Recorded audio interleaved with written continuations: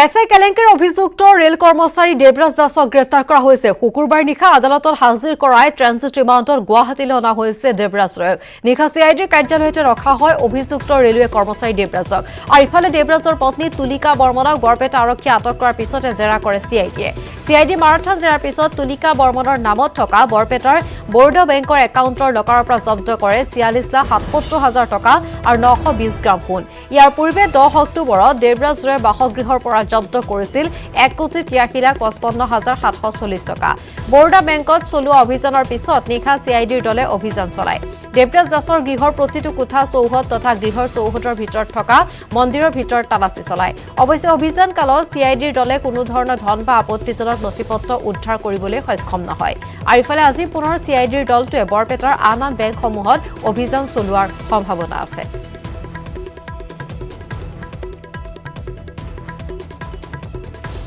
চিআইডিৰ পৰা আহিছিলোঁ, যিটো চিআইডিৰ যিটো এছআই কেলেংকাৰী কেছ চলি আছে সেইটো সংক্ৰান্তত আমি বিশেষ এটা সূত্ৰে গম পাই পেলাই আমি আহি এই বেংকত আমি চাৰ্চ কৰিলোঁ। তেওঁৰ লকাৰ এটা আছিলে ইয়াতে, তেওঁৰ মিছেছৰ দেৱৰাজ দাসৰ মিছেছ তুলিকা বৰ্মন, তেওঁৰ লকাৰ এটা আছিলে। এই লকাৰটো আমি হেৰি কৰিলোঁ, চাৰ্চ কৰিলোঁ, কিছুমান অলপ টকা সোণ এইবিলাক পাইছোঁ। আমাৰ ছাছপেক্ট হৈছে, আমি চিজ কৰিছোঁ এজ পাৰ প্ৰচিডিউৰ। ইমানে মোৰ কাম। কিমান টকা পাইছে ডিটেইলছটো মই ইনভেষ্টিগেশ্যনৰ খাতিৰত এতিয়া ক'ব বিচৰা নাই, প্লিজ। মানে আমাৰ অলপ অসুবিধা আছে। কোনখিনি ক'ব পাৰিব নেকি? সোণো পোৱা গৈছে, ভালেখিনি পোৱা গৈছে, তেনেকুৱাই এপ্ৰক্সিমেট তেনেকুৱাই হ'ব, প্ৰায় তেনেকুৱাই হ'ব। আৰু বাকী ডিটেইলছটো মই এতিয়া কোৱাটো অলপ দিগদাৰ আছে দেই, প্লিজ। এইটো আমি মানে হেৰি কৰি আছোঁ, এই তদন্ত কৰি আছোঁ। দৰকাৰ হ'লে আমি বাকীখিনিতো আমি গোটেইখিনি চেক কৰিব লাগিব। কাক? অলৰেডি মই এৰেষ্ট কৰিলোঁ। তেওঁ অলৰেডি এৰেষ্ট কৰিলোঁ। কালি কি ক'লে? না তেওঁ জাষ্ট আমি সোধ-পোছ কৰিছোঁ। এই লকাৰটো জইণ্ট লকাৰ থাকেতো, ছিংগুলত খুলিব নোৱাৰি। তেওঁৰ নামত যিহেতু লকাৰ আছে, গতিকে তেওঁৰ চাবি প্ৰেজেণ্ট লাগিব, বেংকৰ চাবি প্ৰেজেণ্ট লাগিব। সেইমতে আমি প্ৰচিডিউৰ যিখিনি কৰিব লাগে কৰিছোঁ। নহয়, সিমানখিনি আমি তদন্ত খাতিৰতে, প্লিজ। কামপুৰত নিশা সুৰামত্ত চিকিৎসকৰ উদ্ভণ্ডালি। কামপুৰ PHCৰ চিকিৎসক ঋতুপৰ্ণা বৰাৰ উদ্ভণ্ডালি। সুৰামত্ত চিকিৎসকৰ গাড়ীয়ে মহতিয়ালে এজন বৃদ্ধক। গুৰুতৰভাৱে আহত বৃদ্ধজনক চিকিৎসালয়ত ভৰ্তি কৰোৱা হৈছে। বাতৰি সংগ্ৰহ বঢ়াৰ বাবে যোৱা সাংবাদিককো আক্ৰমণৰ চেষ্টা। সুৰামত্ত চিকিৎসকক উত্তম মধ্যম সোধাই স্থানীয় লোকে।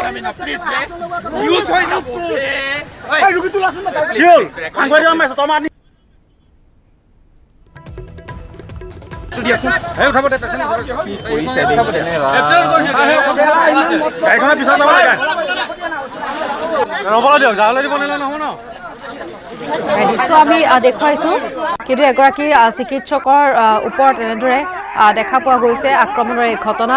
কামপুৰত নিশা চিকিৎসকৰ এই উদ্ভণ্ডালি, আৰু তাৰপিছতে দেখা পোৱা গৈছে স্থানীয় লোকে কিদৰে বাধা প্ৰদান কৰিছে। সুৰামত্ত চিকিৎসকৰ গাড়ীয়ে মহতিয়াই এজন বৃদ্ধক, গুৰুতৰভাৱে আঘাতপ্ৰাপ্ত বৃদ্ধজনক চিকিৎসালয়ত ভৰ্তি কৰা হয়। বাতৰি সংগ্ৰহৰ বাবে যোৱা সাংবাদিককো আক্ৰমণৰ চেষ্টা কৰে চিকিৎসকে। সুৰামত্ত চিকিৎসকক পৰৱৰ্তী সময়ত ৰাইজে উত্তম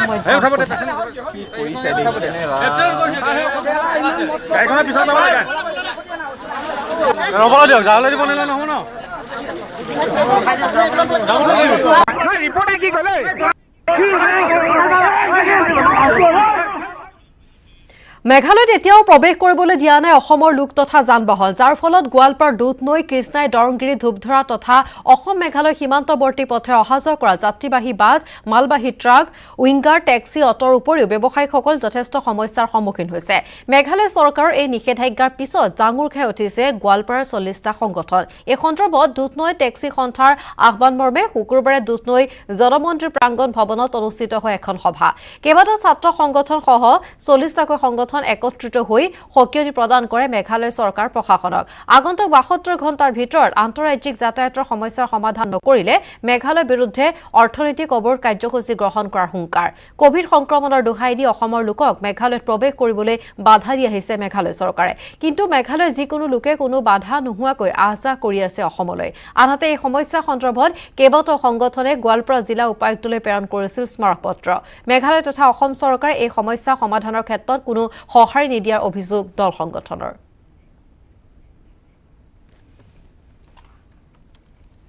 সঁচাকৈ দুৰ্ভাগ্যজনক যে মেঘালয় চৰকাৰে মানে কৰোণাৰ দোহাই দি আমাৰ যিবিলাক অসমৰ ব্যৱসায়ী আছে, কৰ্মচাৰী, যাত্ৰীবাহী, মালবাহী গাড়ী আছে, এইবিলাক মেঘালয়ত প্ৰৱেশ কৰিব দিয়া নাই। ইয়াক আমি সম্পূৰ্ণভাৱে গোৱালপাৰা জিলা অঞ্চলৰ পৰা গৰিহণা দিছোঁ। কাৰণ এই ধৰণৰ যিহেতু কেন্দ্ৰীয় চৰকাৰে ইতিমধ্যে বহু শিথিলতা ঘোষণা কৰিছে, আনলক 5 চলি আছে, সেই ক্ষেত্ৰত আটাই ৰাজ্যতে আমাৰ অসমৰ যিবিলাক নিবনুৱা আছে কৰ্মসংস্থাপন গুচি গৈছে, কেৱল মাত্ৰ মেঘালয়ত সোমাব নিদিয়াটো সঁচাকৈ ৰহস্যজনক কথা। গতিকে এই ক্ষেত্ৰত আমি জিলা প্ৰশাসনত যোৱা 14 তাৰিখে এখন 5 দফীয়া আমি এখন মেমৰেণ্ডাম দিছিলোঁ আৰু সেই মেমৰেণ্ডামত আমি 72 ঘণ্টা সময় বান্ধি দিয়া হৈছে আৰু এই 72 ঘণ্টাৰ ভিতৰত যদি আমাৰ দাবীসমূহ মানি লোৱা নহয়, আমি ইতিমধ্যে মেঘালয়ত অহা যোৱাৰ যি প্ৰৱেশ, আমাৰ সেই প্ৰৱেশ খুলি দিয়া, মেঘালয়ত যিসকল আমাৰ অসমৰ ব্যৱসায়ীসকল কৰ্মৰত আছে তেখেতসকলৰ জীৱন আৰু সম্পত্তিৰ নিৰাপত্তা দিয়া আৰু যিসকল ইতিমধ্যে COVID-19 কাৰণে যিসকল আমাৰ ব্যৱসায়ীসকলৰ যি ক্ষতি হৈছে, এই ক্ষতিপূৰণ দিয়াৰ দাবীত আমি এখন মেমৰেণ্ডাম দিছোঁ। আমাৰ দাবীসমূহ অহা 72 ঘণ্টাৰ ভিতৰত মানে পূৰণ নহ'লে আমি অতি শীঘ্ৰেই গণতান্ত্ৰিকভাৱে আমি কাৰ্যসূচী হাতত ল'বলৈ আমি বাধ্য হ'ম। আজি কাতি বিহু কৃষিজীৱী গয়াৰ মাজত উৎসাহ কৃষিভিত্তিক উৎসৱ কাতি বিহুৰ আচল মাদকতাই চুই গৈছে গাঁৱলীয়া চহা জীৱনক। গেৰুঠা পথাৰ ধানেৰে ভৰি পৰাৰ বাবে লক্ষী দেৱীক জনাব প্ৰাৰ্থনা। সন্ধিয়া সজাল ধৰাৰ ধাননি পথাৰত আকাশবন্তি চাকি জ্বলাই শ্ৰীবৃদ্ধি কামনা কৰিব গ্ৰাম্য সমাজে। আশাৰ বন্তি পোহৰাই তুলিব চহা কৃষকৰ ধাননি পথাৰ।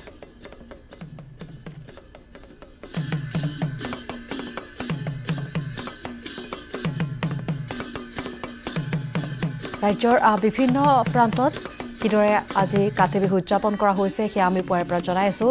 সোণাৰী পৰিৱেশ এই মুহূৰ্তত দেখুৱাব বিচাৰিম আৰু দেখুৱাব আমাৰ সোণাৰীৰ পৰা হানচেন কোঁৱৰে। তুলসী তলে মৃগপহু চৰে, তাকে দেখি ৰামচন্দ্ৰই শৰধেনু ধৰে। কাতি বিহু কাতি মাহৰ সংক্ৰান্তিৰ দিনা পথাৰত বন্তি প্ৰজ্বলনেৰে শস্য শ্যামলী মধুৰ কৰি তোলাৰ প্ৰচেষ্টা এয়া অসমীয়া জাতিৰ অন্যতম উৎসৱ কাতি বিহু। আৰু কাতি বিহু দিনাখনেই কৃষক সমাজে পথাৰত আকাশবন্তি চাকি জ্বলাই যে শস্য ভাল হওক তাৰ কামনা কৰে আৰু তুলসী তলত এগছি বন্তি জ্বলাই তেওঁলোকে পালন কৰে কাতি বিহু। এয়া আমাৰ সংস্কৃতি, এয়া আমাৰ কৃষ্টি আৰু এয়াই আমাৰ অসমীয়া জাতিৰ এক মান। আমাৰ মাজত স্থানীয় লোক আছে, আমি জানিব বিচাৰিম প্ৰস্তুতি কেনেকুৱা চলিছে কাতি বিহু। হয়, মই ক'ব লাগিব, আমাৰ যিহেতু এইটো আমাৰ কৃষি উৎসৱ, আমাৰ কাতি বিহুটো আমি সেইগতে উদযাপন কৰিবলগীয়া হয়। আমি ঘৰৰ সন্মুখবোৰ চাফ চিকুণ কৰি তুলসী তলত বন্তি প্ৰজ্বলন কৰোঁ। লগতে আমি ভঁৰাল ঘৰ আছে আমাৰ, বা পথাৰতো এগছি বন্তি জ্বলাই আমি কৃষিৰ যিটো মানে আমাৰ শস্যৰ শ্যামলা হ'বৰ কাৰণে আমি এটা কামনা কৰোঁ বা ভগৱানৰ ওচৰত আমি প্ৰাৰ্থনা কৰোঁ যাতে আমি শস্য শ্যামলা এখন হেৰি পাবলৈ চেষ্টা কৰোঁ। এইবাৰ প্ৰস্তুতি কেনেকুৱা হৈছে? এইবাৰ প্ৰস্তুতি আমাৰ ঠিকেই আছে, কিন্তু অকণমান কৰোণাই আমাক অকণমান জোৰলা কৰিছে। মানুহে সমাগমটো বা বিশেষ হেৰি কৰা নাই, যিহেতু আমি পালন কৰিবই লাগিব ঘৰুৱাভাৱে। সেই গতিকে আমি যিটো আমাৰ প্ৰস্তুতি, সেই প্ৰস্তুতি আমি অলপ অলপ চলাই আছোঁ। পিঠা পনা খুন্দিছোঁ বা এনেকৈ মাহ প্ৰসাদৰ হেৰি লাগিব, চাকি বন্তি লাগিব, সেইখিনি আমি যোগাৰ কৰিছোঁ। প্ৰত্যেক বছৰে আপোনালোকে এনেধৰণে কৰে? হয়, আমি প্ৰত্যেক বছৰে কৰোঁ। জাক জমকতাৰে হৈ যায় কাতি বিহুটো, যদিও মানুহে কয় যিটো দুটা বিহু বুলিয়ে ক'বলৈ যায়, কিন্তু তিনিটা বিহু যে আমি কৃষকসকলে বা আমি গাঁৱৰ সমাজৰ মানে এই বস্তুটো আমি পালন কৰি আহিছোঁ।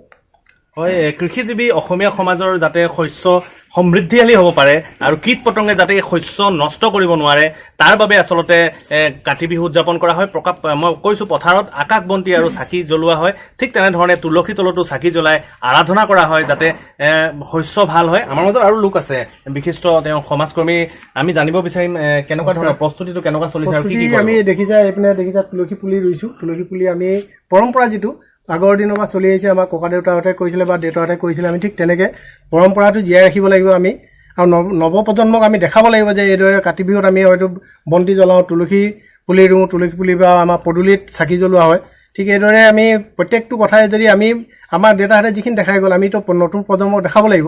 নতুন প্ৰজন্মক দেখাবৰ কাৰণে আমি অকল মুখেৰে বা ভাষণ দি ক'বা মিটিঙত ক'লেতো নহ'ব, আমি হাতে কামে দেখাব লাগিব। সেইকাৰণে আমি দেখিছে আপুনি চব তুলসী ৰুইছোঁ, ভেটি তৈয়াৰ কৰিছোঁ।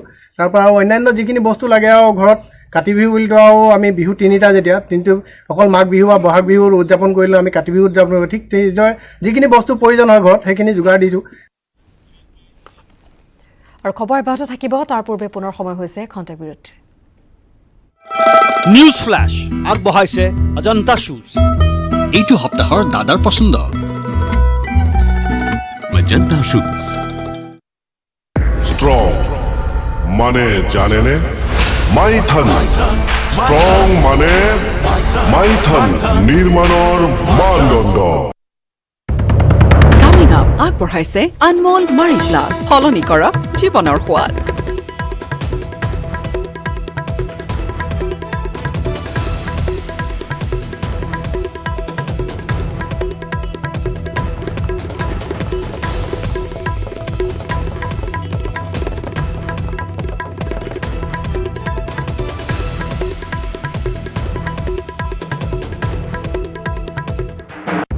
কামিং আপ আগবঢ়ালে আনমোল মাৰি প্লাছ সলনি কৰক জীৱনৰ সোৱাদ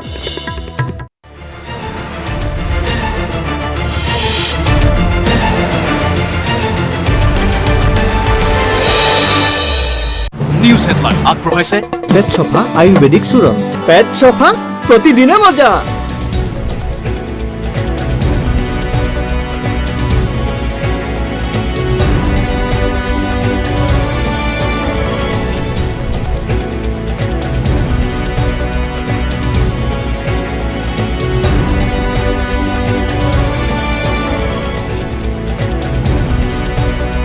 গৰম ৰুটি ৰেডি এই ৰুটিনো কি এডভান্টেজ আছে আশীৰ্বাদ আটাৰে তৈয়াৰী ইয়াত 4টা এডভান্টেজ আছে আশীৰ্বাদে 6500 আৰু অধিক বাছনি কেন্দ্ৰ 26 states 1200 plus reporters 66.9 crore viewers India's largest news network News 18 network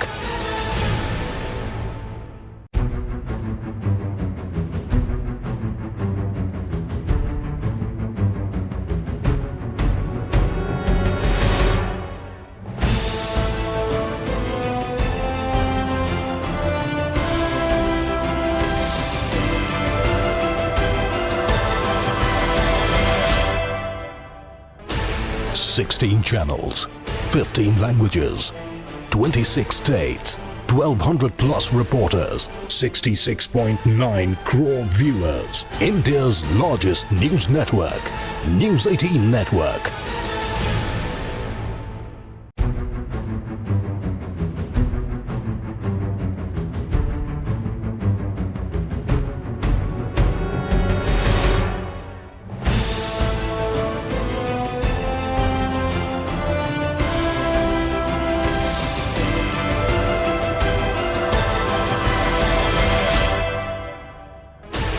...16 channels, 15 languages, 26 states, 1200 plus reporters, 66.9 crore viewers. India's largest news network, News 18 network.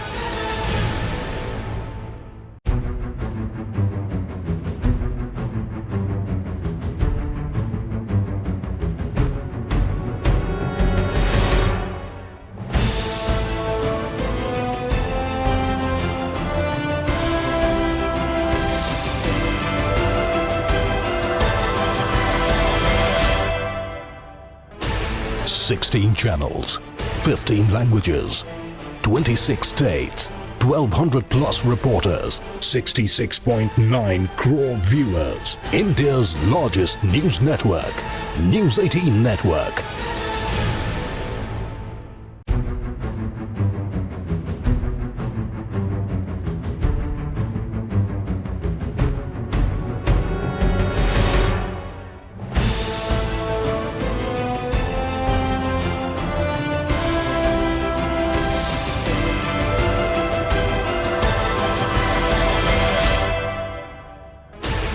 ...16 channels, 15 languages, 26 states, 1200 plus reporters, 66.9 crore viewers. India's largest news network, News 18 network.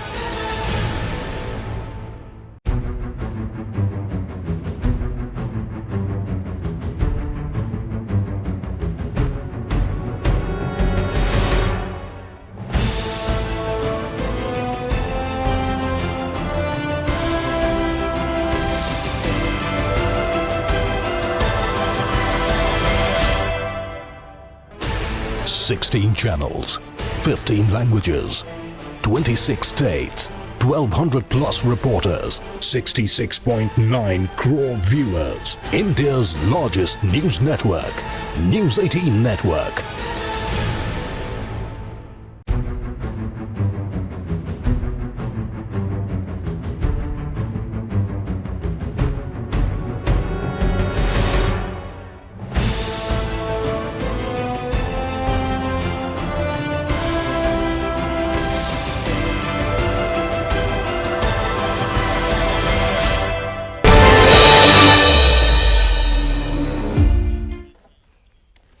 উঠি আছো বিৰতিৰ পাছত আজিৰ পৰা আৰম্ভ নৱৰাত্ৰিৰ প্ৰথম দিন উপলক্ষে আজি দেৱীক মা শৈলপুত্ৰীৰ লগত পূজা কৰা হ'ব শৈলপুত্ৰীৰ ৰূপত দেৱীৰ দুই পূজাৰ সৈতে আৱিৰ্ভাৱ ঘটিছে এখন হাতত এডাল ত্ৰিশূল আৰু আনখন হাতত এটা পদুম লৈ দেৱী এটা সাৰ্গৰ ওপৰত বিৰাজমান শৈলপুত্ৰীক দক্ষ প্ৰজাপতিৰ কন্যা তথা ভগৱান শিৱৰ ভাজ্যা সতীৰ পুনৰ অৱতাৰ বুলি বিশ্বাস কৰা হয় নৱৰাত্ৰিৰ সময়ছোৱাত দেৱীক শৈলপুত্ৰী ব্ৰহ্মচাৰিণী চন্দ্ৰঘণ্টা কুষ্মাণ্ডা স্কন্দমাতা কাত্যায়নী কালৰাত্ৰি মহাগৌৰী আৰু সিদ্ধিদাত্ৰীৰ ৰূপত কৰা হয় পূজা অৰ্চনা অৱশ্যে কৰোনা মহামাৰীৰ বাবে এইবাৰ নৱৰাত্ৰি তথা দুৰ্গা পূজাৰ পূৰ্বৰ দৰে কোনো উৎসাহ উদ্দীপনা নাই এইবাৰ অনুষ্টুপীয়াকৈ আয়োজন কৰা হৈছে দুৰ্গা পূজা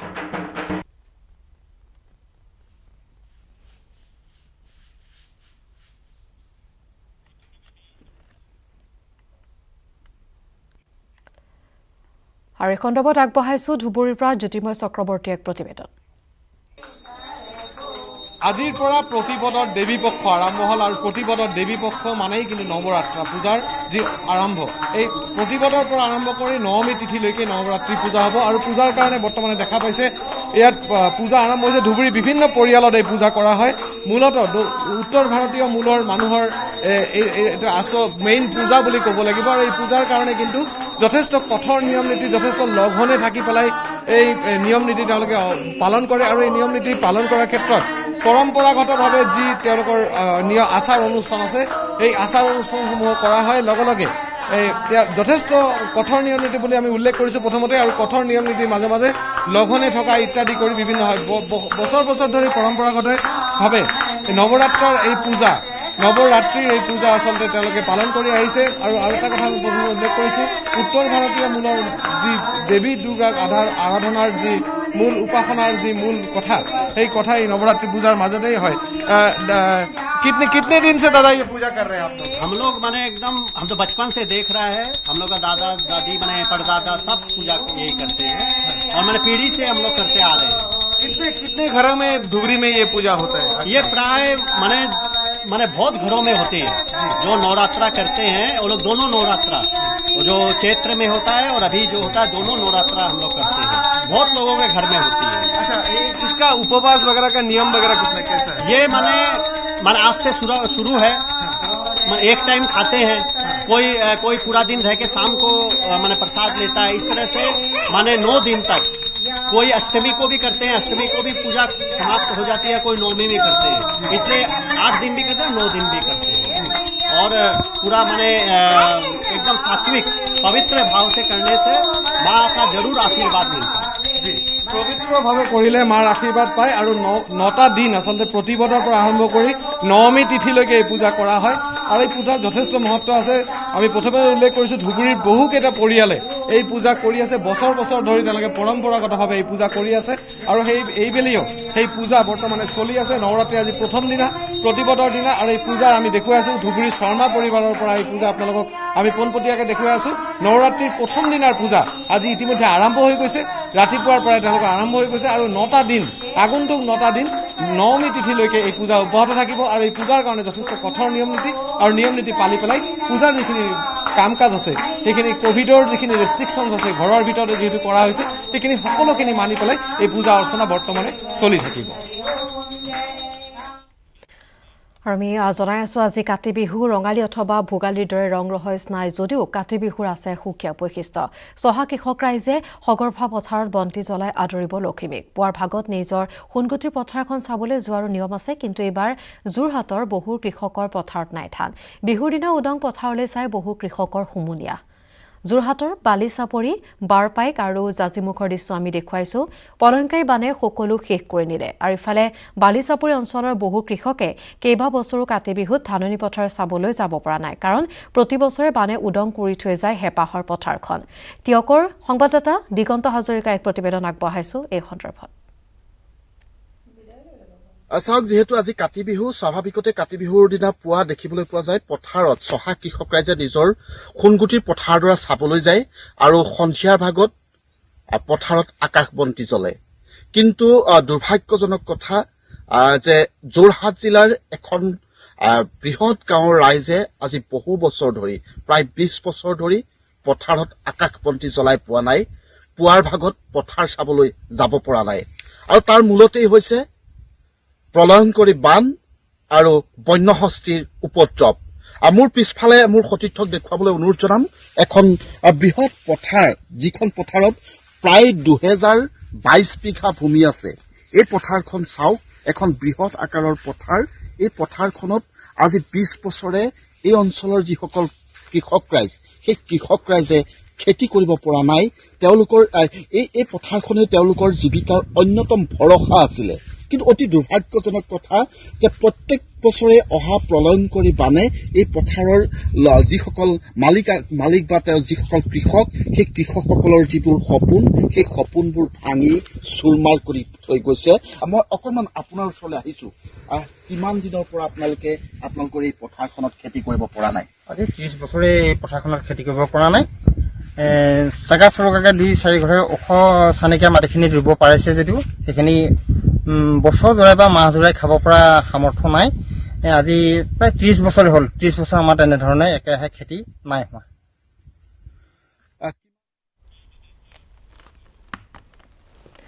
আৰু আমি পৰৱৰ্তী সময়তো জনাই যাম কিদৰে ৰাজ্যৰ বিভিন্ন প্ৰান্তত অনুষ্ঠুপীয়াকৈ হ'লেও আজিৰ দিনটোত কাতি বিহুৰ যি পৰম্পৰা সেয়া ৰক্ষা কৰি কাতি বিহু উদযাপন কৰা হৈছে। সময় হৈছে বাতৰিৰ পৰা বিদায় লোৱাৰ। নমস্কাৰ। নিউজ ফ্লাছ আগবঢ়াইছে অজন্তা শ্বুজ।